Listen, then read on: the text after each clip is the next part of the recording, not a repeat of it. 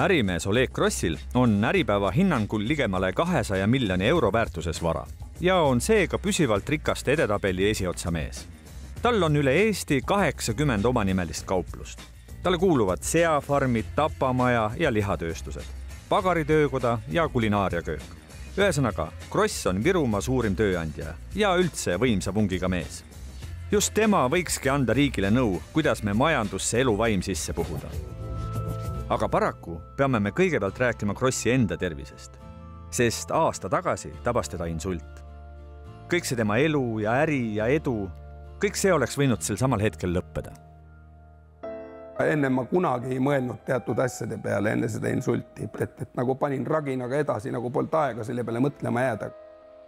Nagu ma ei osanud hirmu tunda, ma mõtlesin, et ma olen ju nii kõva mees, et no milles asi on ja ma ei saanud aru.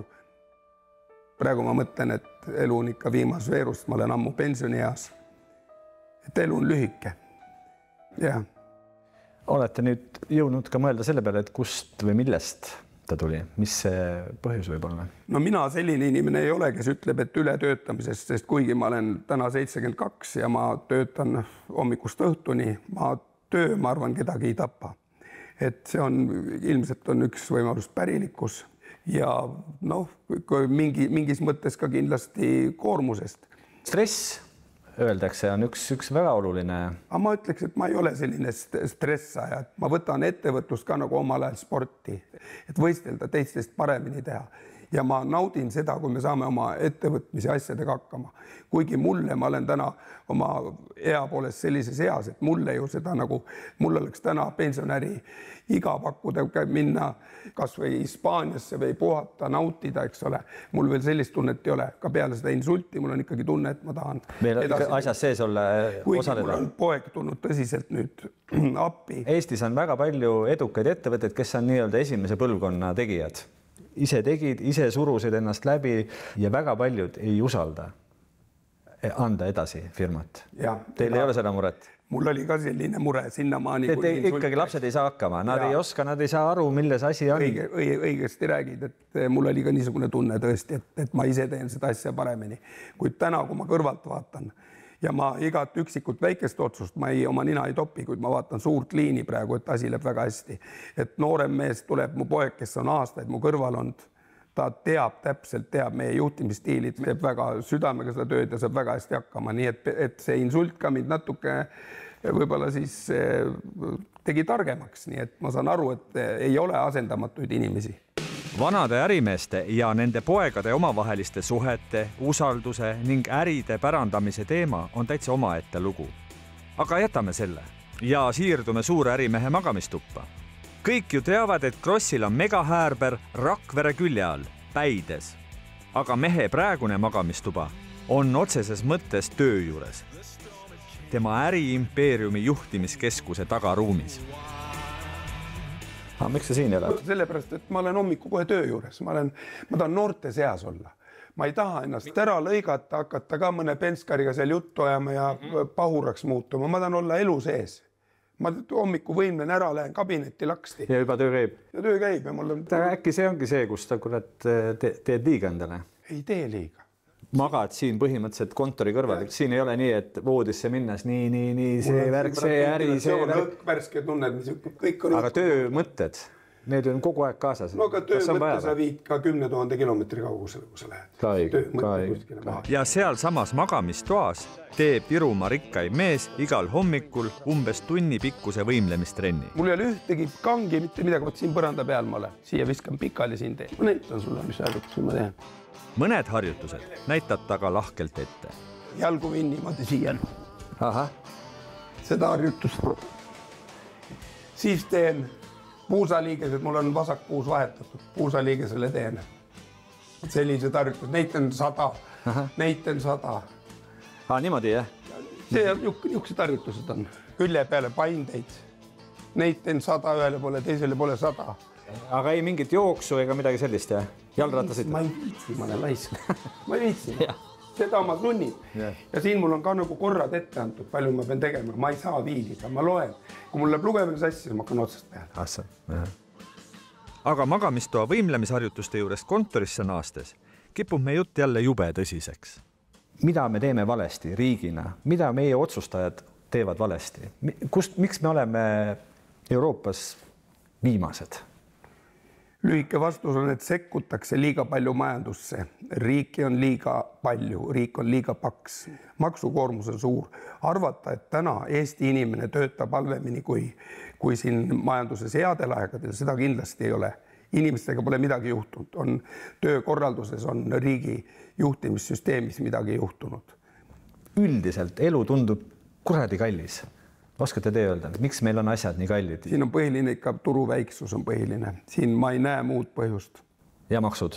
Ja maksud, väga õige. Kas on üldse mõeldav ja kas saab midagi teha, et elu läheks jälle odavamaks? No teha, nüüd ongi küsimus, kes need tegijad on. Kui need tegijad on nüüd poliitikud, kes hakkavad tegema, siis nad panevad uusi ämbreid otsa ainult. Et poliitikud peavad hoogu tagasi tõmbama. Vähem sekkuda, anda ettevõtjatele rohkem tegevusvabadust, sest keegi oma kapitali peal paremini toimeta kui ettevõtja ise.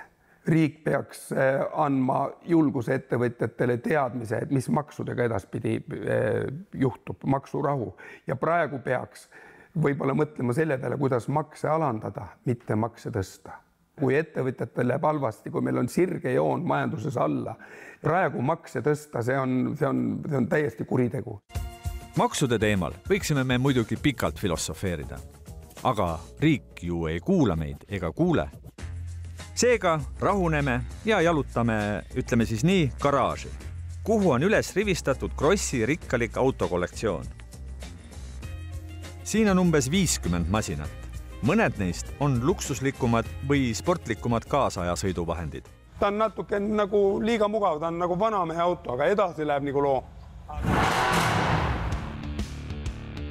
Aga eeskätt on Krossi kollektsioonis nõukogude autotehaste toodang. Värskeim eksponaat on see kentsakas pirukakäru. Ta oli siuke kaubaveo masin oli, Moskvits 401. Mis aastad on? 1955 aastat. Huvitava selle nii-öelda kastiga. See oligi originaalis selline? Originaalis oli, see on muidugi taastatud auto, see pole originaal. Aga selline ta nägi välja? Aga kust sellise? Selle ma alles eile toodi mulle alles. Korjan neid ikka vaikselt. Siinkohal on rikkal mehel öelda ka väike elutarkus. Praegu on autode kogu hea soetades, praegu majanduslangus, praegu on hinnad õige. Praegu on õige aeg kõiki asju osta, mitte majandustõusu buumi aeg ei tohi midagi osta. Majanduslanguse aeg tuleb osta. Siis kui vend kurat kratsib ühe käega kukad, teisega tagumikus, raisk ma ei ratsi müüjaga, peab ära andma. Jalutame Oleg Krossiga tema tänases elupaigas, mille mees endale otse töökohta korraldas. Magamistoast ühel pool on tema töökabinet ja teisel pool hiiglaslik garaaž.